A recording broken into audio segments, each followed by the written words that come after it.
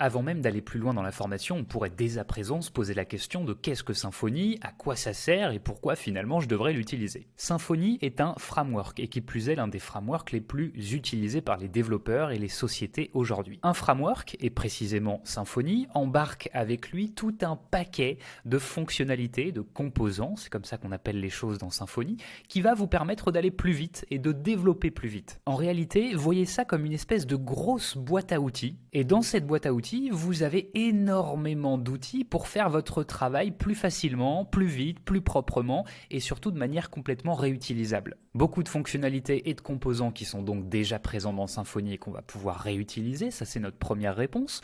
Ensuite, nous avons à notre disposition une ligne de commande, c'est-à-dire qu'avec Symfony, nous allons pouvoir utiliser notre terminal et générer comme ça des pages, des contrôleurs, des entités, on va en reparler. Les entités en fait représentent nos tables en base de données. Mais vous inquiétez pas, on va faire et on va découvrir les choses pas à pas.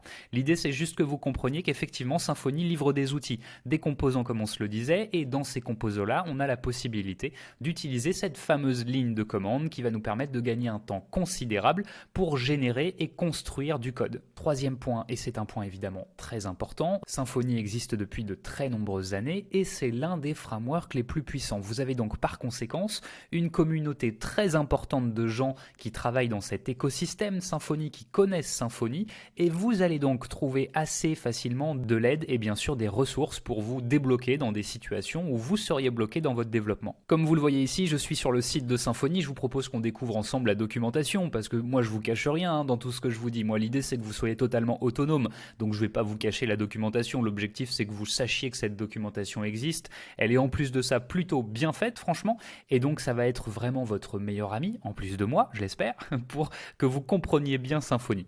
Alors allons-y, regardez dans cette documentation, symfony.com du coup, sur la partie gauche, on a ici Components. Je vous parlais à l'instant des composants. Et bien ici dans Components, vous avez tous les composants, toutes les fonctionnalités qui sont embarquées dans Symfony et que nous allons pouvoir utiliser facilement. Avec l'arrivée en plus de Symfony 5, on a des composants très importants et très intéressants et on va en reparler au fur et à mesure de la formation. Alors allons-y, découvrons ensemble peut-être l'un des composants qui fait la force de Symfony, parmi tant d'autres. Nous sommes ici dans la documentation du composant sécurité. On aurait pu en prendre plein d'autres, mais là finalement c'est un bon exemple. Si je regarde un petit peu cette documentation, on me propose plein de choses, de créer une user class. Oui, parce qu'effectivement, vous imaginez bien que sur notre site, on a besoin de gérer des utilisateurs pour qu'ils puissent accéder à leur espace membres. On va donc représenter ces utilisateurs par une classe, ce qu'on appelle une entité.